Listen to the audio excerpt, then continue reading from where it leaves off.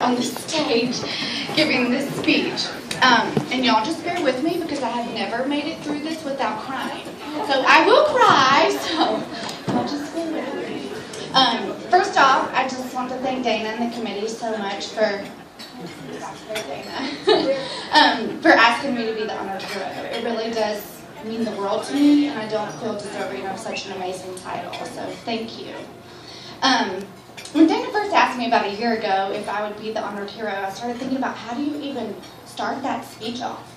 Hello, my name is Bethany and I have leukemia? How just absolutely depressing is that? But I thought, you know, I'm proud to say that, hello, my name is Bethany and I'm alive and I am living with leukemia.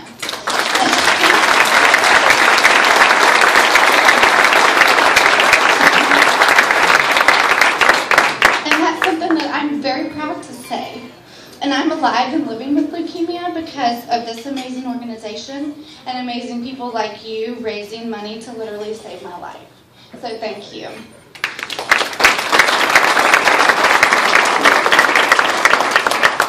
So my little sob story. I was 28. I had been married 2 fabulous years to my fabulous little husband standing right there. I just celebrated our 1-year anniversary at Gigi's Cupcakes, my business. Life was perfect. On March 30th, 2012, that all totally changed. I had gone to see my primary care physician, Dr. Cohen, who's actually partners with Dr. Hightower, for bruising I was having on my legs. They assumed it was just anemia or worst case scenario, maybe lupus. They called me the next morning at 8 a.m. to tell me that my labs were off and I needed to come back in for a recheck.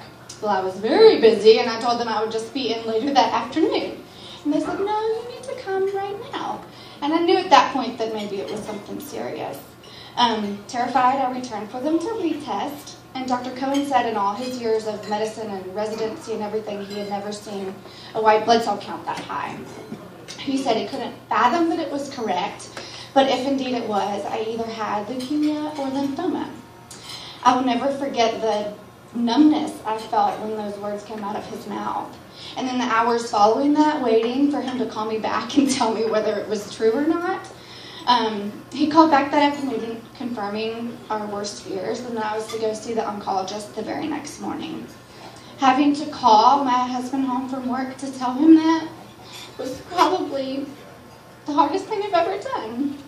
How do you tell your husband that at 28 you have cancer 2 years into your fabulous marriage?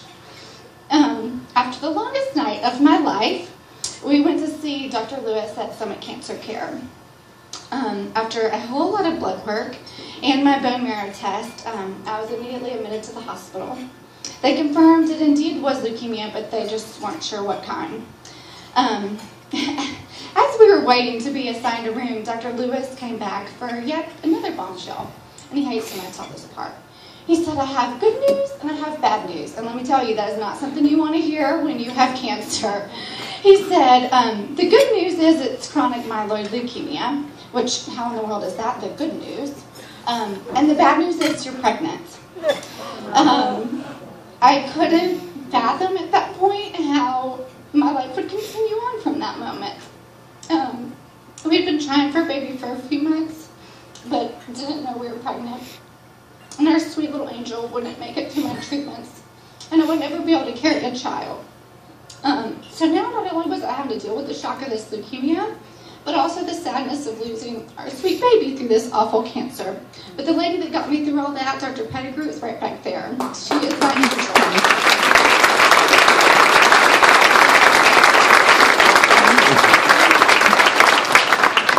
So, after the weekend at the hospital, the bone marrow came back, and I was officially diagnosed with chronic myeloid leukemia, or as they call it, CML. So if you have to be diagnosed with leukemia, this is the best kind to have. And I was in the best phase possible, which is very fortunate. But I still had a long way to go. I was started on an oral chemo pill to Cigna that, fingers crossed, I expect to take for the rest of my life. The first generation of that chemo pill that I was on was developed in 2001, just 2001. So those of you that were here fundraising in 2001, thank you, because you helped to save my life.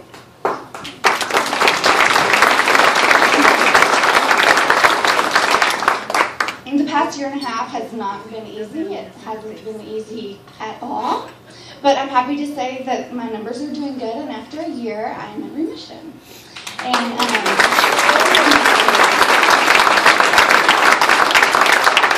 as of a week ago, on my 30th birthday, I got a call that my leukemia is now untraceable, which is even more amazing. And I see my oncologist, Dr. Lewis, every month for the rest of my life for checkups, for blood work. The Leukemia Lymphoma Society has been beside me literally every step of the way. That first Monday morning when I got home from the hospital, the very first thing I did was get on the phone to find out who my local rep was. And thank goodness the other person in that phone was Dana Whitfield.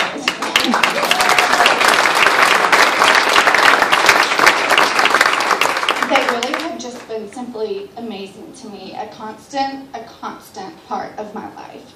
Last year, I remember sitting in the back in the very corner. I had just had my gallbladder out due to some complications with my medicine. I was determined I was not missing this event. I was white as a ghost. I thought I was going to pass out multiple times, but I was determined I was going to be here.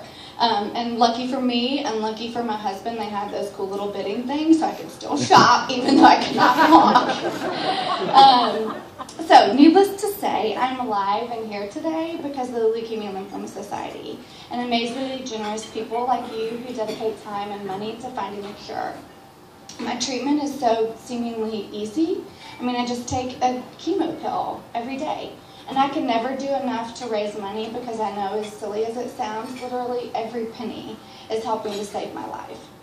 I hope that, I know that, they will find a cure to help survivors like me. If they developed my pill in 2001, who knows what they can do in 2013.